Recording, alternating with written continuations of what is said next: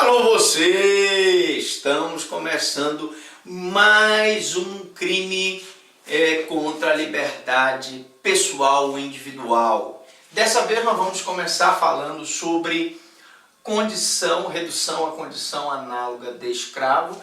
Este crime está previsto no artigo 149 do Código Penal, que diz, resumidamente, reduzir alguém à condição análoga à de escravo, quer submetendo-o a trabalhos forçados ou a jornada exaustiva, quer sujeitando a condições degradantes de trabalho. Vamos parar aqui e eu continuo comentando o artigo, que é um pouquinho grande, no próximo slide. Primeiro, reduzir alguém à condição análoga de escravo. Ora, a escravidão é uma coisa muito grave. O Brasil foi um dos últimos países que aboliu a escravidão, o último país que aboliu a escravidão.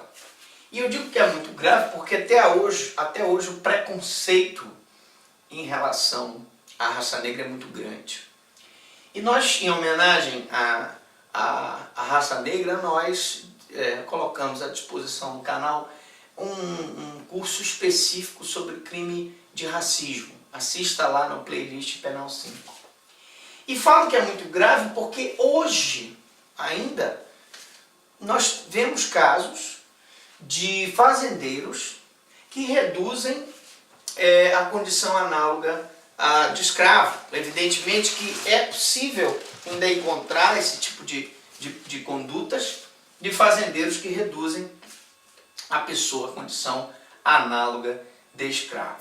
Mas, professor Franklin, como é que essa pessoa pode ser reduzida à condição análoga de escravo? Ora, ela pode ser submetida a trabalhos forçados, e aí você obriga aquela pessoa a trabalhar de forma, num serviço braçal forçado, sem que ela queira fazer, e os trabalhos forçados, aqui é bom que se diga, ele é terminantemente proibido pela Constituição.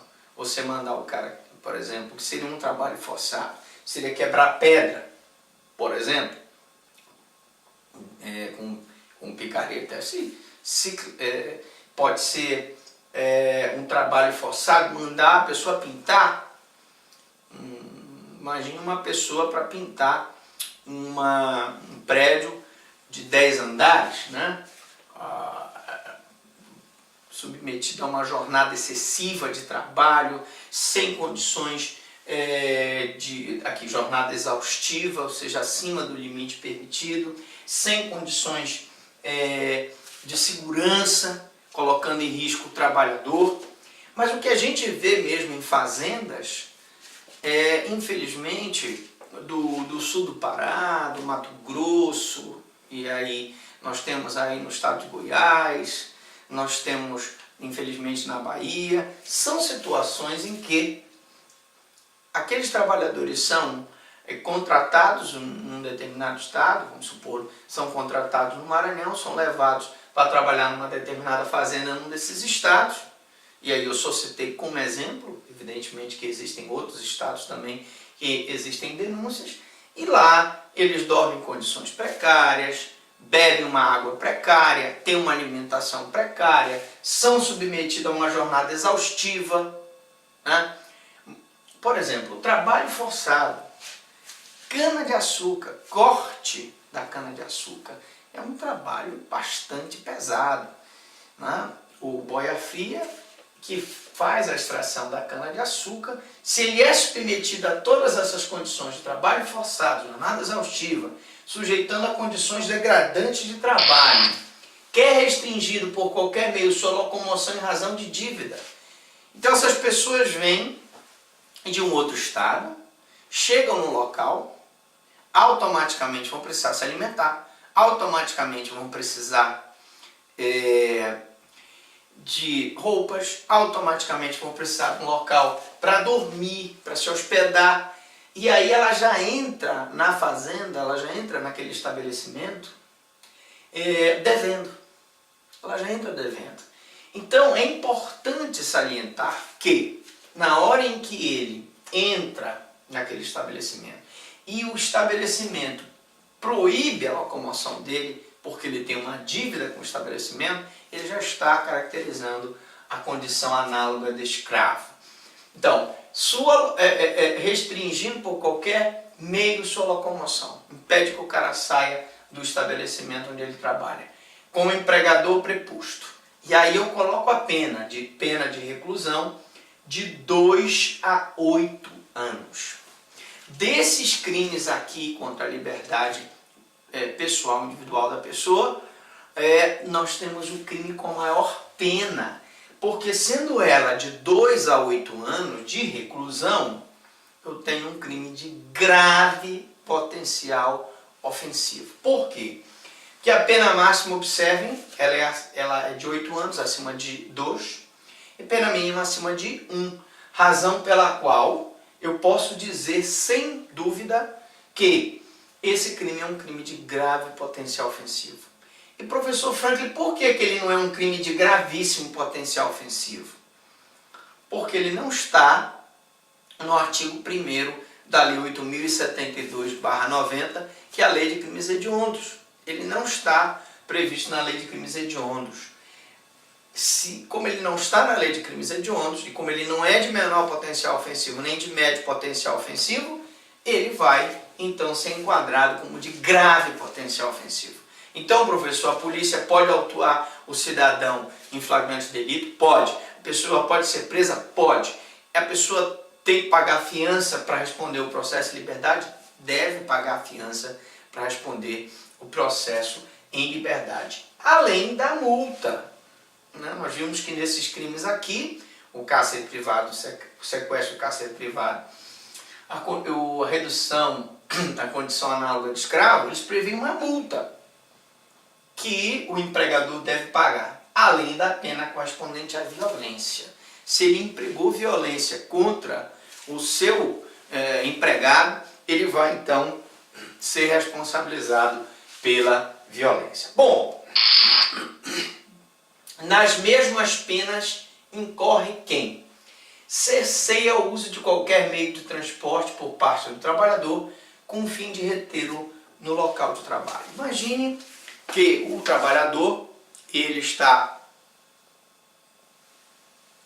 na fazenda e, como eu disse, ele chega já devendo. Ele já chega porque ele tem que se alimentar, tem que se hospedar, ele vai comprar roupas, ele vai comprar material para ele poder trabalhar, e tudo é pago. Então ele já sai em desvantagem, sai devendo. E nessa de dever, o empregador então faz o seguinte: você não sai daqui enquanto eu não conseguir você pagar a sua dívida. Você não pode pegar nenhum tipo de transporte enquanto você não pagar a sua dívida. Isso é redução à condição análoga de escravo. Porque você está cerceando, você está privando ele do direito dele à liberdade. Ele tem o direito de pegar um ônibus, de pegar um pau de arara e ir até a cidade, se divertir e voltar. Então, na hora que você priva o trabalhador com o fim de retê-lo no local de trabalho, você tem aí um grande problema, porque você está caracterizando a redução à condição análoga de escravo. A partir do parágrafo 1º, nós vamos falar sobre as condutas assemelhadas à condição análoga de escravo.